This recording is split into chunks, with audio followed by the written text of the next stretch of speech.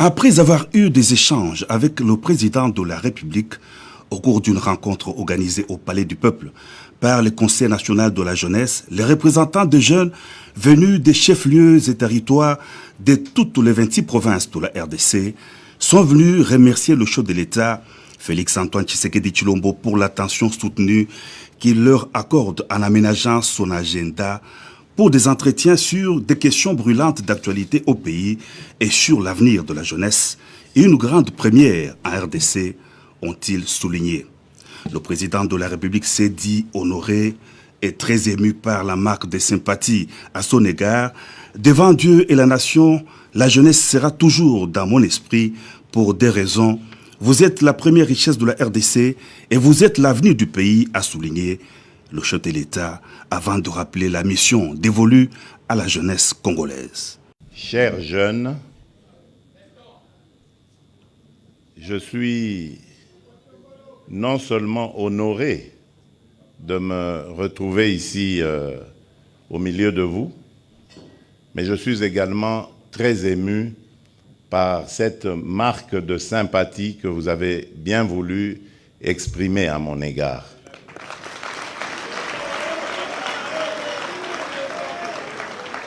Vraiment et de tout cœur, je vous dis merci. Je ne savais pas que lorsque on m'avait proposé et que j'avais accepté de venir parler aux jeunes, j'allais avoir de surprises aussi agréables en vous rencontrant. Vraiment, de tout cœur, merci. Et je fais le serment ici, devant Dieu et devant la nation, que la jeunesse sera toujours dans mon esprit.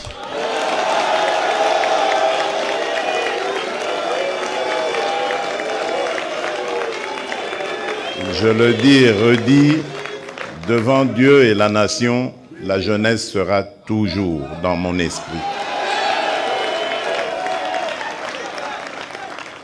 Pour deux raisons essentiellement. La première, et je ne cesse jamais de le dire, la première raison, c'est que vous êtes la première richesse de la République démocratique du Congo. Avant toutes les autres richesses naturelles que nous avons, comme le diamant, l'or, le coltan, le cobalt, le cuivre, le zinc, tout ce qu'on veut, le pétrole, le gaz, il y a d'abord cette ressource humaine qu'est la jeunesse de la République démocratique du Congo. Et partout où je vais, je le dis toujours, que notre richesse, c'est celle-là d'abord, elle est humaine. Et c'est pour ça que nous avons le devoir d'entretenir cette richesse, de préparer cette richesse aux défis à venir. Et cette richesse, c'est vous, chers jeunes. Voilà pourquoi j'ai dit, vous ne quitterez jamais mon esprit.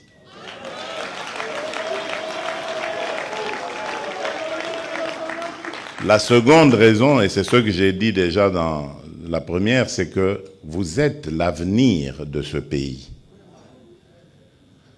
Tout ce que nous devons faire aujourd'hui doit prendre en compte vos soucis, vos préoccupations.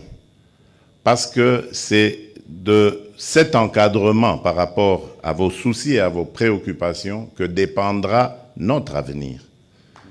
Demain, si Dieu nous prête vie et que nous restons ici longtemps sur cette terre, c'est vous qui allez prendre notre relève. Et imaginez un peu le scénario catastrophe qui fait que nous ne vous avions pas bien préparé et que nous vivons nos vieux jours dans un pays complètement déchiré, un pays totalement dispersé parce que la classe dirigeante n'ayant pas été préparée, donc elle a mené ce pays à volo, nous, vieilles personnes, tendant vers nos derniers jours, comment allons-nous vivre cela? Parce que non seulement il y aura les difficultés sociales et autres auxquelles nous allons devoir faire face au quotidien en étant de vieilles personnes, mais il y aura aussi ces accusations que vous porterez contre nous en disant vous êtes les responsables de cette situation parce qu'en votre temps, vous n'aviez rien fait. Voilà pourquoi nous ne vous abandonnerons jamais. Et je remercie vraiment les organisateurs, à commencer par le président du Conseil national de jeunesse et tous ceux qui l'ont entouré pour cette belle initiative. Le ministre Bunkulu, c'est lui qui parle pour vous au Conseil des ministres. C'est très important d'avoir de bonnes relations avec lui. Et c'est au Conseil des ministres que l'on prend des décisions pour vous. C'est très important, très très important pour nous. Au-delà de ce qu'on peut être, ce qu'on peut penser, c'est très important pour nous d'encadrer la jeunesse. Parce que c'est elle qui va garantir nos vieux jours demain. Et vous, jeunes Congolais, vous avez encore plus la mission de réussir dans ce que vous faites, formation, métier, profession. Vous avez le devoir de réussir parce que vous êtes une jeunesse qui n'est pas n'importe laquelle. Je l'ai bien dit, vous êtes la jeunesse de la République démocratique du Congo. Vous devez savoir à quel pays vous appartenez. Croyez-moi, chers jeunes, nous avons un pays béni. Chaque jour, moi je vous exhorte, chaque jour, avant de dormir ou lorsque vous vous réveillez, remerciez le Créateur. Quelle que soit la religion à laquelle vous appartenez, remerciez notre Créateur parce qu'il nous a mis sur un sol qui est totalement béni.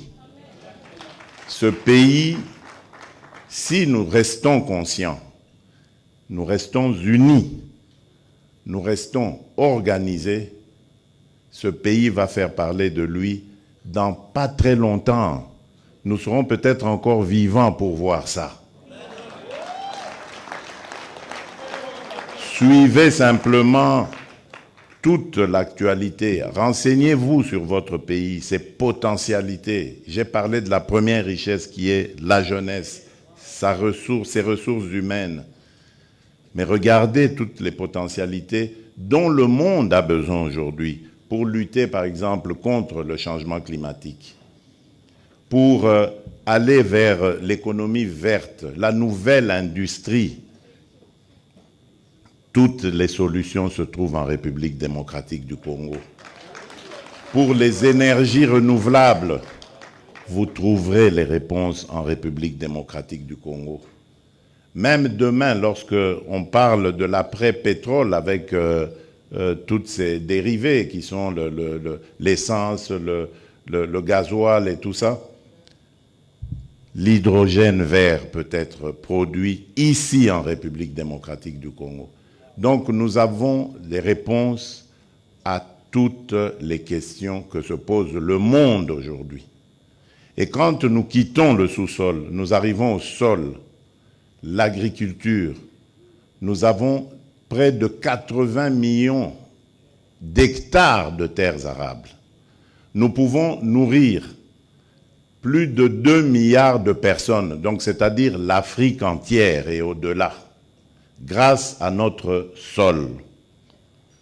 Et au Congo, il pleut toute l'année, car nous sommes à cheval sur l'équateur.